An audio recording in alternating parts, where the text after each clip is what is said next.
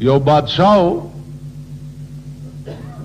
خپل وزیر ته ووی چې ما د پاره نن د ښکار غوښه پکار ده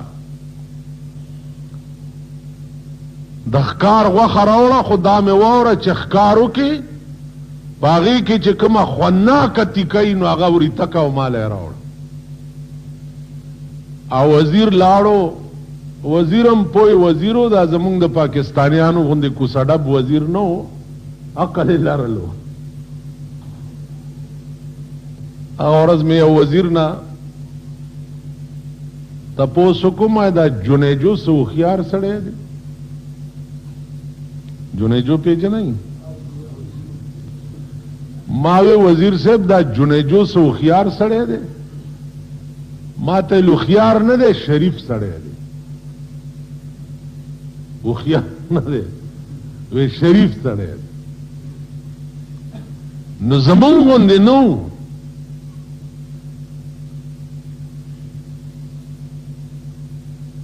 دا هوښیار وزیر قابل او ذی فهم او ذی ہوش وزیر لاړو ښکار یې وکړ او دا ښکار جبه یې وریته کړه او بادشاه ته یې راوړه نو بادشاه ورته ویل چې په ښکار کې ښه تیکه دا ده اوس ښکار کې خو وزر وي پتون وي سینه وي کلیجی وی زړه وی خوناکی تیکی پکې دغه وزیر ورتل صاحب په خدای قسم چې په ښکار کې د دې نه خطی کا بلا نه وه د دې جبې نه خطی کا بلا نه وه وی ښه ده نو سبا به بیا ښکار کې او چې په ښکار کې کومه خرابه تیکۍ نو ابه وریته او ماله به یې راوړي وزیر بیا لاړو بیا ښکار وکړو بیا یې وله جبه وریته کړه او رایوړه بادشاه ورته ګوري چې اوس دې په سولی خېجو پرون مې چې درته ویلي چې ښه تیکه پکې وریتکه او ماله یې راوړه نو هم دې جبه راوړه او نن مې چې درته ویلي چې خرابه تیکه پکې وریتکه او ماله یې راوړه نو هم دې جبه راوړه وزیر ورته وی بادشاہ قبله عالم د سر سلامتیا غواړم په خدای قسم که ښه شی دی نو هم دغه جبه ده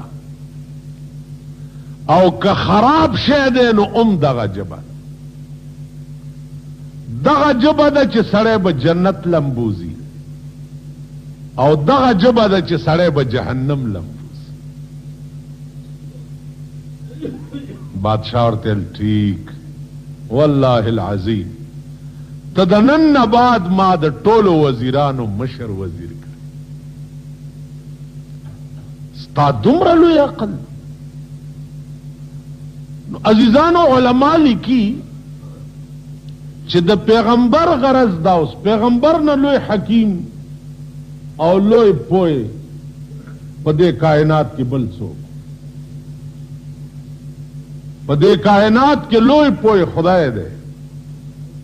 او دویم نمبر پوی ورپسې جناب محمد رسول الله نو د پیغمبر فهم ته ګوره چې په حدیث کې اول جبه ذکر کوي چې کوم یو مسلمان بهتر مسلمان دی نو پیغمبر فرمایل من سلم المسلمون من لسانه ويده چې بچ پاتې شي خلق ستا د ژبې د ضرب نه او ستا د لاس د ضرب نه علماو یو واقع لیکلې ده و یو سړی و غریب غوندې غره ته به تلو لرګي به یې کول آب یې راوړه او بیا به یې خرڅول په غره کې یو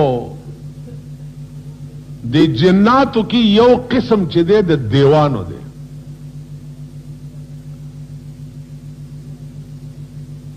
نو یو دیو په دې غره کې ورته ملاو شو، ورته لکه څه کوي؟ وی صاحب لرګي کوم دا وړم بیا خرڅوم. ا دیو ورته وی چې خدای داس چل دی چې راشه ما سره یو غر دی، د هغې لرګي وړه او خرڅوی او زما او ستا به یارانه وي. بس چې راشې زه او ته به یو ساعت مجلس سره کوو، بیا لرګي وړه او بیا خرڅ. ا سړی بوتلو د چندړو غر ته.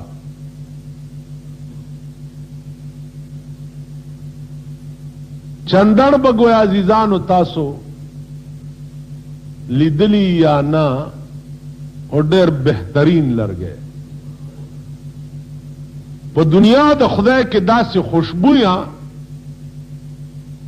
شی به دې بل نه یې لیدلی لکه د چندړو لختې چې بو.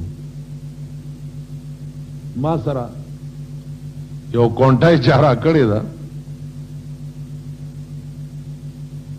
د چندړو کونټه ده، داسې د لاس چې ولا داسې وروړي نو ټوله ورځ به دې بیا د لاس نه بوي. تاسو خیال را نو د چندړو یو بهترین لرګی دی چې د الله په خصوصي مهربانۍ پیدا شوی دی او عام طور په دې غرونو کې.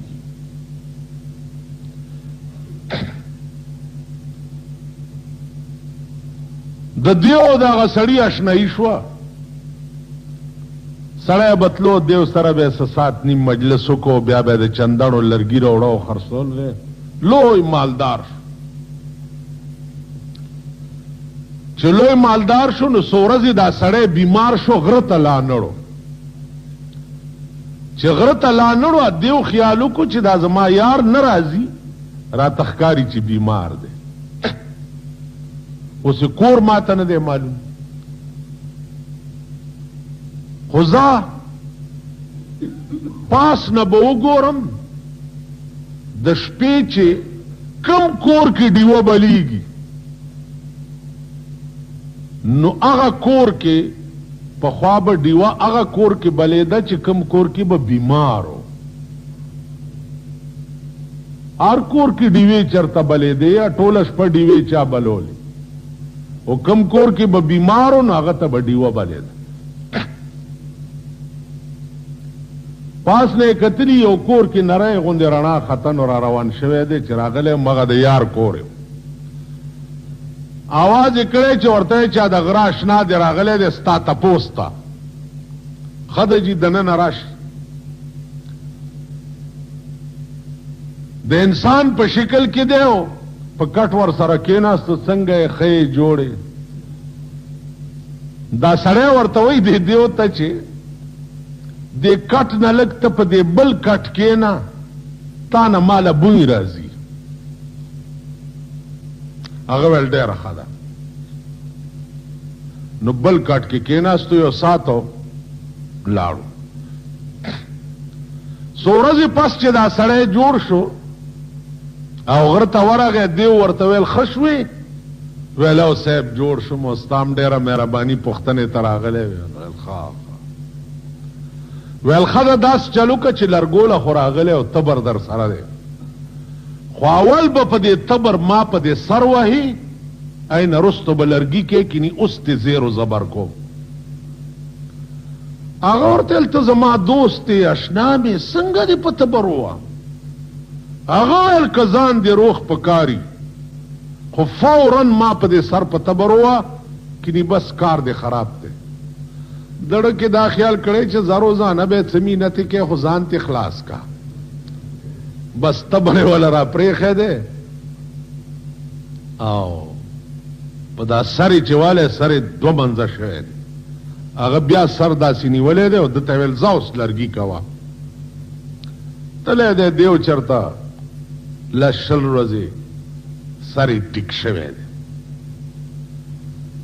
چې ټیک شوی دی نو دې سړي خو دا خیال کړی چې زه تې خلاص شوی او غر دې خپل شو. چې بیا دی ورغلی دی خو به روزانه تلو راتلو لرګي به کول را کول چې راوتی دی ولا چې کتلي اوهو جوړ شوې هغه ویل وګوره زخم د تبر څنګه شو ویل دا خو بالکل ورغی او ټیک شو ویل ښه اشنا خبره واوره ستا د تبر زخم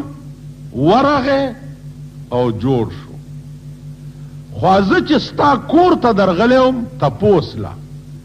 او تا وویل چې ما نه بیرته کېنه تا نه ماله بوی راځي هغه زخم مې په زړه کې والله که جوړېږي ال او مغسې تازه دی بس مغه تبر یې تې اغستی دی او د ګردن ته یې ورته نیولی دی او دا سر یې تې هلته لړه کړی چې ته د دې قابل نه یې چې تا سره څوک دوستي وکړي یا تا سره څوک تعلق وساتي دوست ته څوک دا وایي چې تا نه ماله بوی راځي دوست خدا معنی چې